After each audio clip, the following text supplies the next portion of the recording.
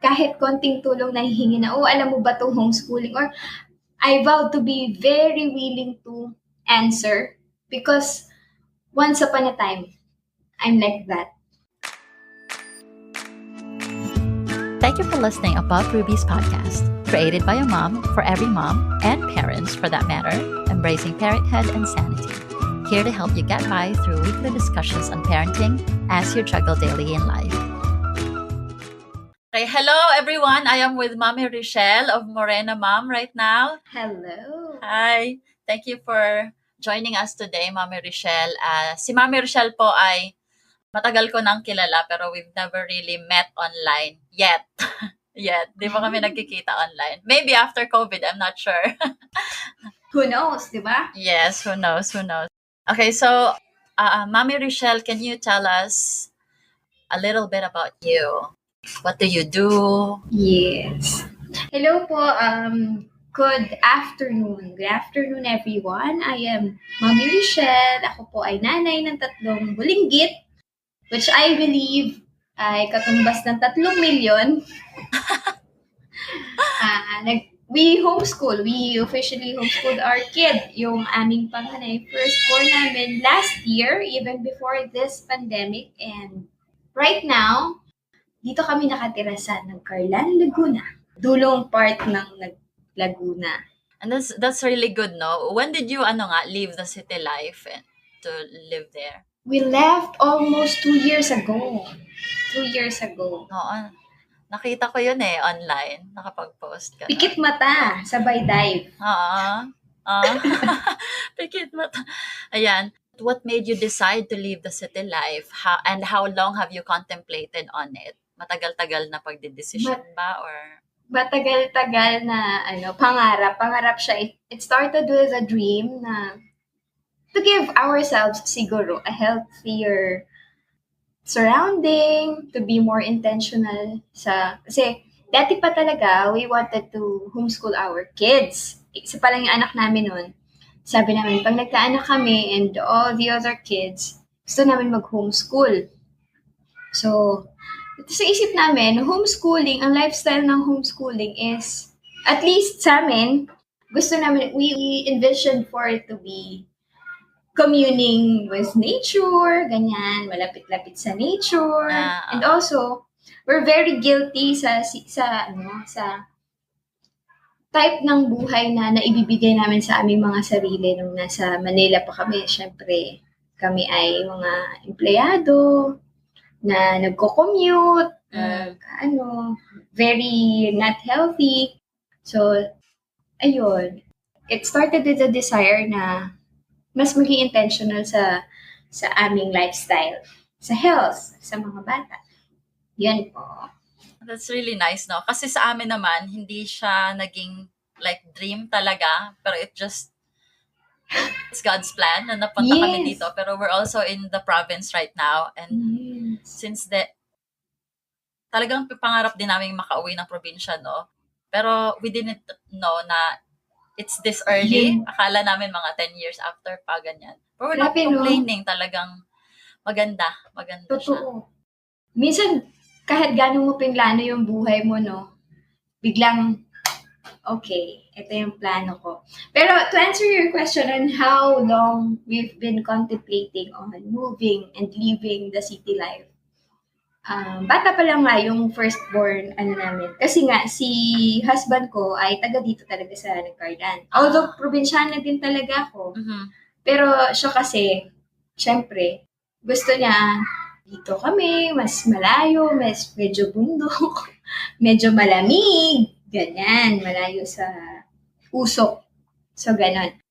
Baby pa lang siya, tapos almost 2 years ago lang naging realidad. That's really good. Congratulations. Salamat. It's really a leap of faith din. Lahat naman siguro, you can also relate to that. Na hindi namin alam masyado kung anong aabuti namin dito because we are employed and we're just deciding na sige, mag-start up na lang tayo. Kung anong mangyayari, hindi namin alam. But we really prayed about it. Tapos, when we were handing the resignation, kasi ang mister ko ang primary, source of income namin. Biglang sabi nung employer, just think about it. Nung sinabi niya and then after a day, sabi niya, nag-decide na talaga ako. And then, that was the time he was offered work from home position. First time sa biyaya ng Panginoon. That's really good. Nagkaganon. Yes, you're a mom. You know how it is to decide on kaya ba naman talaga namin to, because we have 3 kids, all under 6 years old then. Na pag nagkasakit yan sila, because you know how it is, how comfortable it is na may health card ka sa kumpanya, may ganito ka, pero pag nag-work from home ka, not really work from home, pag nag-startup ka, depende yun kung nakapaghanda ka ba ng budget for anything na parating. So, medyo emergency, yeah. Yes. Yun yung medyo deciding factor namin na, sige na nga. Tanggapin natin na hindi pa siguro sa ngayon yung startup dream. Work from home muna tayo. So work from home kayo dalawa ngayon. And he's still with the same company? Si husband. Ako naman ay, palipad-lipad sa paligid. Same. Appear tayo dyan. Okay lang yan. Mga freelancers, freelancers. And the reason I really wanted to have you as my guest is also because napapanahon siya. Kasi I've known you for a long time na homeschooler ka talaga eh. Sabi ko, parang kasi, di ba ngayon, parang we are transitioning to online schooling. So, tell us about your homeschooling journey. How hard is it? Pag kami nagtatanong sa akin, ang dami kong gustong sabihin. I'm a person with a lot of kwento, pero pag sinabi mo paano ka nag-homeschooling, ang dami kong gustong sabihin. Okay, ganito kasi yan. Nung bata pa lang yung baby ko nga, below 2 years old, nag-start na ako magtingin-tingin how to do homeschooling because you were surrounded with people na ikaw yung first generation na mag-homeschool. So, paano social skills niya, socialization, and all the questions. So, nag-join ako ng mga forum. Paano nga ba yun? Because ako, hindi ko rin alam paano ang socialization ng bata. Tapos, eto na, marami pa lang available na methods to use for homeschooling. Tapos, nakita ko si Montessori, nakita ko si Waldorf, na parang, gusto ko to. Gusto ko rin to. But then at the end of the day, you will think kung doable ba sa lifestyle mo at ikaw, bilang ikaw. Okay, so to cut it short, nag-settle kami sa Charlotte Mason Principal because short siya and very much fit sa family and lifestyle namin. Nung nag-start na kami last year, very windang ako, if I could use that term. Very windang to the extent na 6 years old na siya eh, so kailangan na i-enroll. Pero alam ko sa puso ko na hindi ko kayang i-let go na ako na lang mag-homeschool because I'm not totally ready. So, ang nangyari, in-enroll ko siya. Tapos ako, parang, Lord, bahala ka na. Bahala ka na. I really believe that if you have the willingness, and then you can start. So, looking back, a year ago, para akong hilong-hilo na nanay na with all the need, lahat talaga ng tulong na kailangan ko, tinawag ko na kung sino-sino sa mga, join ng forum, yung provider namin, because I have to enroll in a provider because I believe hindi ako ganun ka-confident. I need all the help that I need, that I can get. So, yung service na provider na support, talagang napakinabangan ko ng husto siguro. Sa ngayon, sa awa ng Diyos, kahit papaano naintindihan ko na yung method na ginagamit namin. And it's very rewarding, I could say. Kasi makikita mo yung fruits sa anak mo at saka sa mga saling pusa mong estudyante sabi mo, ay, nag-work pala talaga. And so, nag-vow ako na whenever merong kahit konting tulong na hihingi na, oh, alam mo ba to homeschooling? Or I vow to be very willing to answer because once upon a time, I'm like Narag ka that. rin. You know the feeling. Narag. Hanggang ngayon. Ako kasi, I contemplated on that din dati.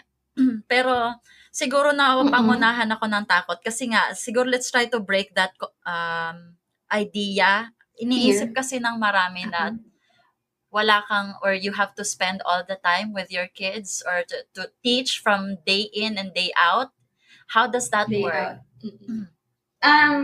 How many hours do you spend sa pagtuturo sa kanila ngayon? Okay, sige. Nag-start kasi yan na ang selling point talaga comparing the 3 methods, ang selling point ni Charlotte Mason sa akin is short lessons. So, sold ako doon sa idea na yon. Sabi ko, paano kaya yun gagawin? Because they all say na lessons right before lunchtime tapos. Sige nga, tingnan natin kung kaya talaga. Yes. Because every subject is just 15 minutes maximum. 7 minutes to 8 minutes, 5 to 7 up until 8 minutes pag kinder. Because the attention span nga, 'di ba? Yun, it really helped me a lot kasi I'm also trying to work. Trying talaga. Pero I'm employed. I am handling what's this? A local dairy farm. So, kailangan ko siyang piliting mag-work. Sa awa ng Diyos, nag-work naman siya sa umaga, may lessons kami, very much pwede mo siyang habulin because I'm not perfect. Sometimes there are days na kilos ba today? O Pwede ba matulog na lang? habulin mo siya sa gabi na you will read to them. Ganun pa rin. 5 to 7, 8 minutes. So, awa ng Diyos. Diyos lang talaga. Okay. May nakita din ako mga parents na talagang nagdi-DIY sila eh. Is that something that you can recommend or? Siguro kung alam mo yung scope and yung goal mo, yung target mo, kaya yun ay, tawag dito, saludo ako sa mga taong ganun because that is something I cannot do. I don't think I'm good at that. Self-discipline, kailangan ko ng may, Reminder. DIY tsaka it's a very, for me, it's a huge thing na mag-DIY. May mga taong design for that and I really can say na hindi ako Yeah. hindi ako pinanganak yata para doon. Pero nag-work yun sa iba, ang galing nila. Ako, I need a curriculum to guide me on today, what will it be, tomorrow, anong scope natin. For me who is not homeschooling, para sa akin pare-pareho lang lahat. So really, saludo ako sa inyo. That's really good. Tapos, yung iba kasi naisip nila, mahal din daw mag-homeschooling. What can you say about that? How expensive is it? Or if someone is thinking about homeschooling their kids, how much do you think should they prepare? Okay.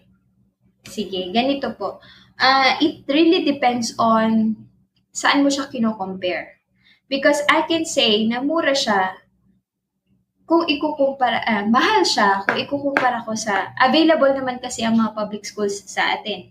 Before the pandemic even now. Pero, available naman kasi. So, ako, doon ako nag-aral and pagka in-enroll ka doon, halos very minimal na lang ang gastos, notebooks and all, even books.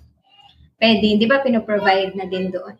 Doon sa school namin dati, pinoprovide na siya. Pero kung ang parent ay magko-compare sa, say, galing siya ng international school, and the tuition there can, sabihin natin na 6 digit or so, 6 digits, mas mura siya. Mas mura. Pero to give you an estimate na arrange. Pwede naman siya as mura as possible kasi pwede mo siyang hindi ka kumuha ng what's this, homeschool provider, meaning yung mga documents mo, may mag-aasikaso para sa'yo. But you can DIY that. Ikaw ang pipila sa DepEd, ikaw magpapa-exam sa anak mo, and still you will have the same output. Meron kang record at recognized yung anak mo na legal na estudyante. Makakamura ka doon. Makakasave ka ng cost sa provider which can range up to 20,000 pesos. At least yung alam ko lang. Pagka naman curriculum, you can choose. Meron naman, pag matyaga ka lang, meron yan sa internet. But, pwede rin siyang, at least yung ginagamit namin is $175. Tapos, books can go up to, depende sa disiplina mo, kung feel mo kunin lahat ng books na nakikita mo. Pero ako, at least, siguro, 20 or 30. Yun ay magagamit mo na for, just like me, sa 3 kong anak. Gamit ni kuya na libro, magagamit na ni ate at ni pangatlo. So, ganun po. Homeschooling can be matipid. Same output, depende pa rin po sa mga magulang tayo, sa atin.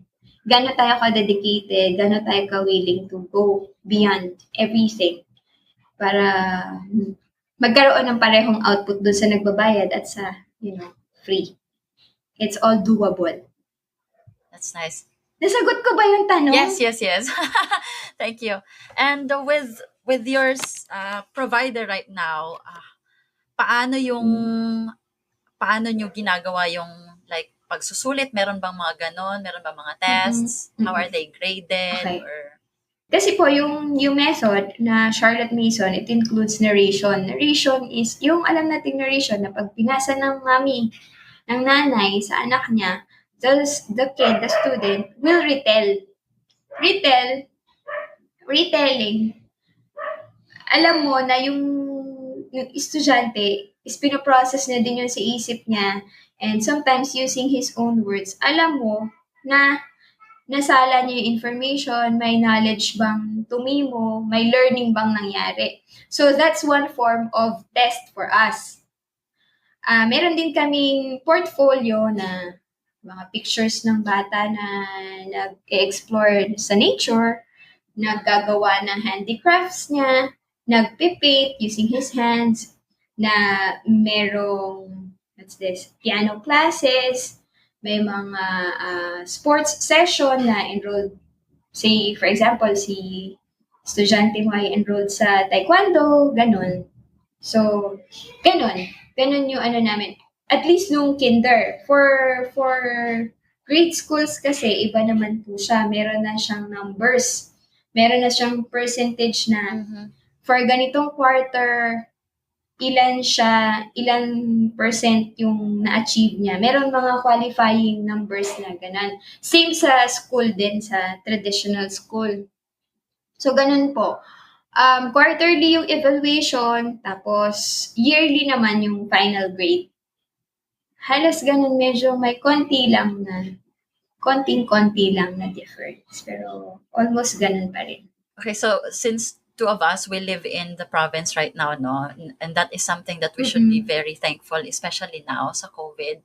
Talagang, thank you Lord, nandito kami, medyo malayo kami, medyo mabababa yung case namin. Although we're not being complacent, no? But what else, other than that, what else do you love about the life that you have right now, that you're living in the province? You're very correct na sinabi mo na, actually, mas na-appreciate ko talaga siya nung nagka-COVID, don't get me wrong. I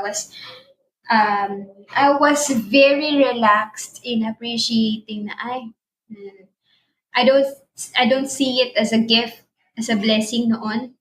Parang, dumating lang sa akin, salamat po. Pero nung nagka-COVID, oo nga, blessing talaga. Talagang salamat talaga.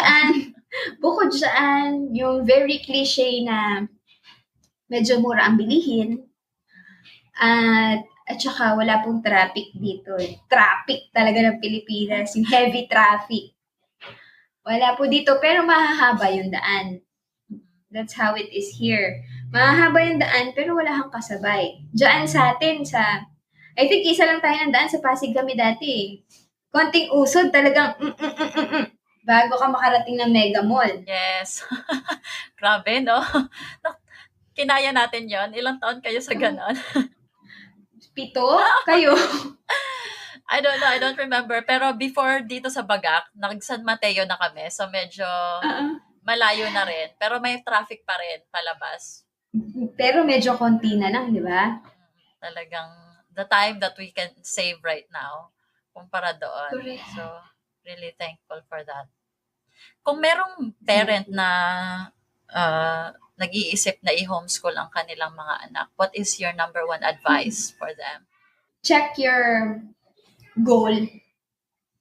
Check your goal because kahit naman anong mangyari, kung align ka, yung sa mga freelancers na masasabi, what is your why? Because you will be guided. That will be your guiding light. Kahit ano pang pagkasubsub mo sa pag-homeschool, because it's like every other things na gusto natin. Lahat yan ay challenging, may mga hurdles. Pero pag alam po natin na, alam mo yan, Mami Lynn, pagka gusto natin, alam natin na yun ay makakatulong at alam mo yung why mo, kahit magkanda sub-sub tayo at duguan ng muso, kaya pa rin. At saka ano pa po ba? Be realistic siguro. Check your current situation, kung kaya ba natin. Because hindi nga siya para sa lahat. And it doesn't mean na pag hindi pwede sa'yo, you're less than of a person. Yun lang talagang katotohanan na hindi natin kaya. Hindi pwede sa lifestyle natin. Hindi pwede siguro sa personality natin. At pag okay, nakita natin na yung pros ay mas maano sa cons, samahan natin na maraming dasal, budbura natin na maraming dasal. Because, pare-pareho naman tayo. Wala namang mas magaling sa atin. Do you believe in that? Oh, yes. Diba? Wala namang pare-pareho naman tayo. Yeah, and we have different set of skills also. That doesn't mean that if you can't do this, mas magaling na siya sa'yo, mas magaling na. Ganyan. Hindi lang talaga kaya ng sitwasyon. Yeah. Okay. I'll give you the time to promote. Where can people find you if they want to know more about you? Saan ka nila mahanap? Maraming salamat po, Mami Lynn, sa I would say pagmamahal siguro and trust. Thank you for having me here today. Sa mga mommies po, you can find me on Facebook, Morena Mom. And I'm also in Instagram. Morena Mommy yung handle ko. So, if you type siguro Morena Mom, ako pa rin nalalabas doon. Basta yung ganito po mukha na medyo makutim na morena. Medyo morena, ito na po yun. Thank you. Ayan, thank you so much. Please follow Morena Mom. I've been a follower of Morena Mom since I don't remember anymore. Sana po ay may napupulot kayo. Of course, yes. I'm trying my hardest to be relatable. Pero alam mo yun, minsan may mga araw na wale din talaga. I can relate to that. Yan ang relatable ako. Especially sa social media. Like, may mga panahon na feel ko talagang mag-post. Tapos may time din na... Correct. Feeling mo, may na-contribute naman. Meron naman siguro makaka-relate kahit isa. Pero merong araw na sinabi ko na lahat, pero ako mismo parang hindi ako happy. Struggles of moms. So thank you so much. Mami Rochelle, for your time today. Thank you very much. Hindi ko alam kung yung mga pinagsasabi ko ay nagustuhan ko lang, kuyam-kuyam, pero thank you very much. You have no idea. This will help a lot of people. Parang ganun kasi tayo akala. meron ba ako natutulungan? Pero once you get even one single comment, talagang Sabi nga daw. doing something good with my life. May silbi ang Salamat, buhay ko. ha. Thank you very so much. Hope you enjoyed today's episode. Sign up to my newsletter so you're notified of my next podcast at www.abovepreciousrubies.com or follow me via Apple Podcast or Spotify. Today's Bible reading is found in Proverbs chapter 1 verses 7 to 9 and chapter 22 verse 6. The fear of the Lord is the beginning of knowledge, but fools despise wisdom and instructions. My son, hear the instruction of your father and do not forsake the law of your mother, for they will be a graceful ornament on your head and chains about your neck. Train up a child in the way he should go, and when he is old, he will not depart from it.